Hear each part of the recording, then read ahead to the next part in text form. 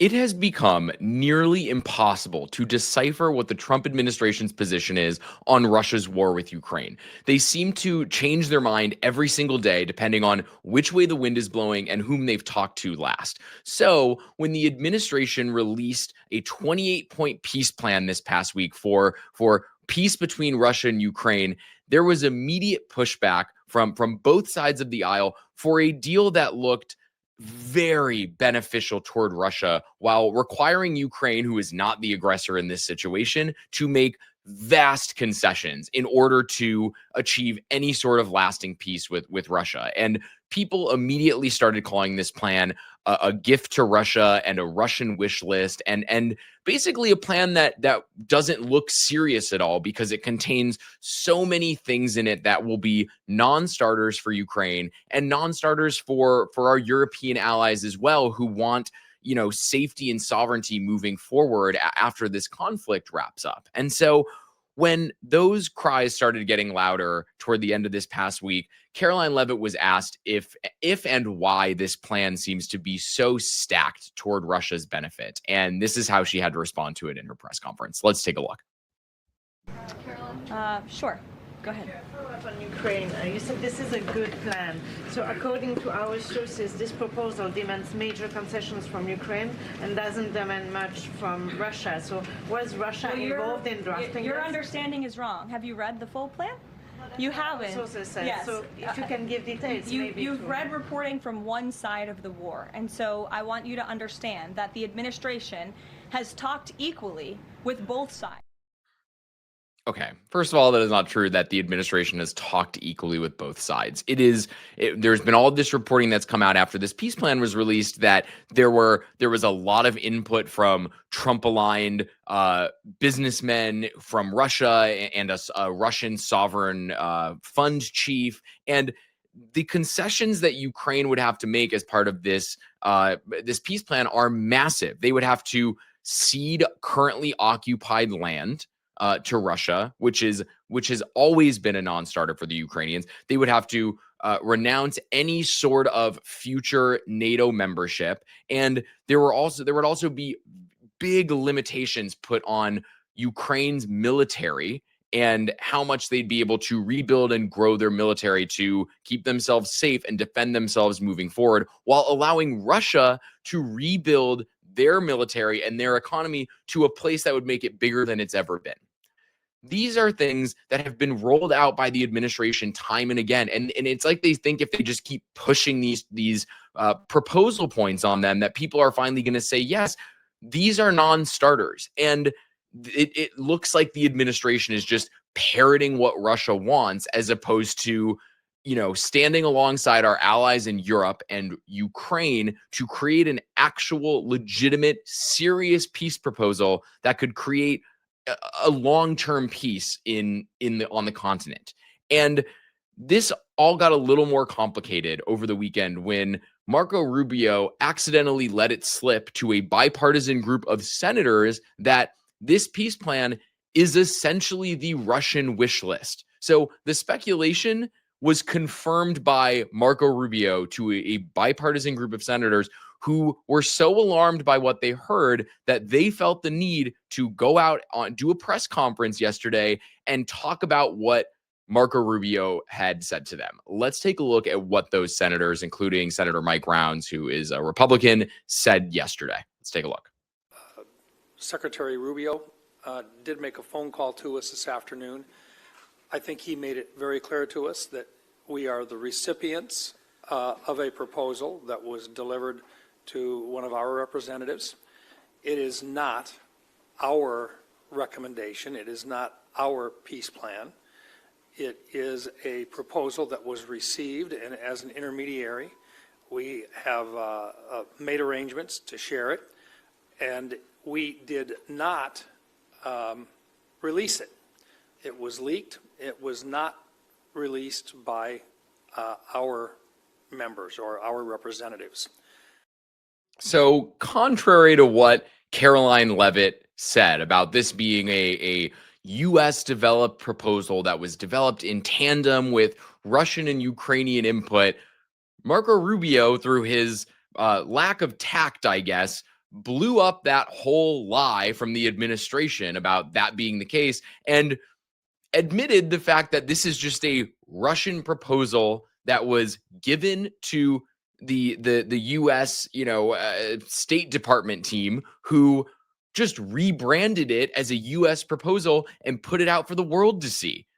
That is wildly concerning. It's embarrassing for the administration, and it makes them look disorganized. It makes them look captured by a foreign adversary, and it makes them look like they're not in control of their own foreign policy. And so you've got the White House out there saying one thing, you've got Marco Rubio out there saying another, you've got the spokesman for the State Department saying something different, you've got JD Vance out there saying something completely different. It looks like, first of all, not only does it look they're not aligned, it is so depressing to see the United States, foreign policy become just a copy paste adoption of what Russia wants in a war that Russia started. And there's a reason that our European allies are not taking any of this seriously. They're taking it seriously in the fact that they're concerned at what the Trump administration is doing, cozying up to Russia yet again, but they're not taking the points of this plan seriously. And Ursula von der Leyen, who's the president of the EU, did that as much today when she released a video talking about what she wants to see in a Russian-Ukraine peace deal. Let's take a look at that. Ukraine has been at the heart of many discussions over the past days. Any credible and sustainable peace plan should first and foremost stop the killing and end the war while not sowing the seeds for a future conflict. We have agreed on the main elements necessary for a just and lasting peace and Ukraine's sovereignty. And let me highlight 3 of them. First, borders cannot be changed by force.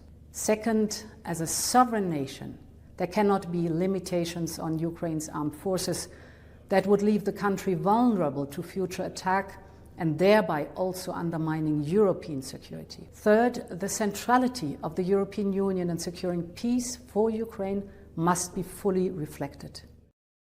Translation, this plan isn't serious.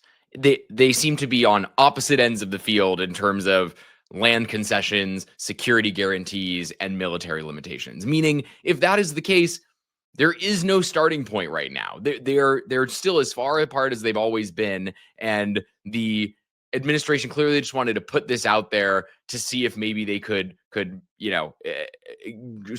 to fast track some sort of conclusion by just adopting wholesale what Russia wants. And that it just reflects a Trump administration and a State Department, especially through Rubio, that is just interested in getting out there and trying to rack up hollow, quick wins that don't actually create safety and stability. It's just something for the administration to hang their hat on and claim that they did a great job.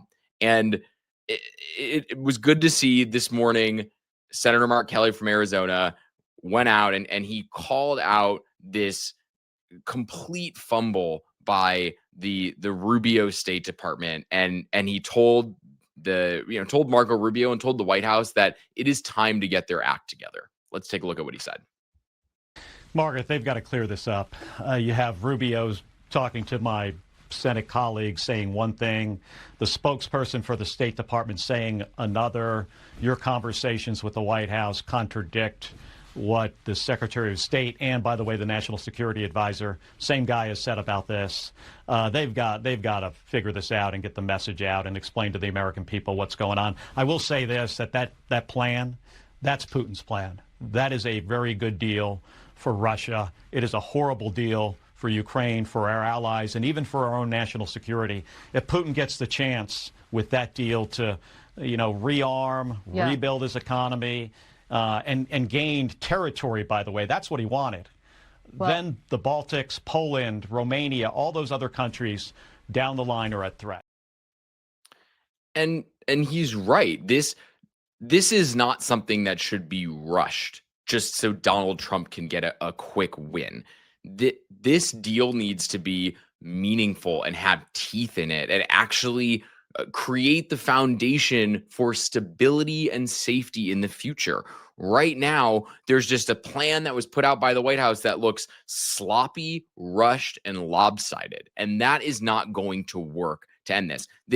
There are enough European allies pushing back against this disastrous foreign policy approach by the administration where they're showing that they're just not going to go along with this because Trump has tried to strong arm them into it. I mean, at the end of the day, what they put out there is dangerous and destabilizing and demoralizing for the Ukrainians in Kyiv, because it also gives this impression to people that, you know, if Putin just holds out long enough, that Trump will do his bidding for him and arm twist people into saying yes to something that isn't favorable for them in the slightest. And this all ultimately traces back to Donald Trump's fixation on having a historic peace deal because he's obsessed with winning the Nobel Peace Prize. And he doesn't care what this looks like. And he doesn't care if it actually creates stability for people. He just wants something where he can beat his own chest and say he did a great job, even if it wasn't great at all.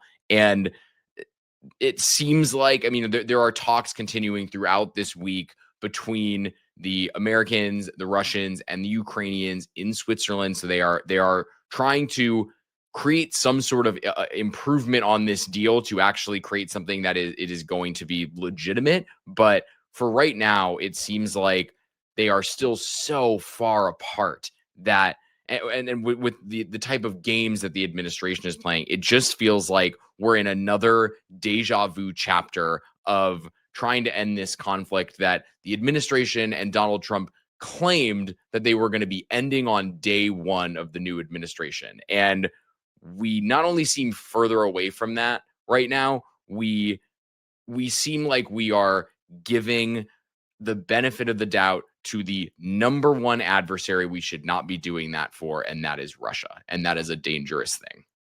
That is it for me today. If you liked what you saw in this video, throw a like on it. Follow the Demwins Media YouTube channel. Follow me at buildythebench.substack.com, and we will keep bringing you the news as you need to see it. Thanks for watching.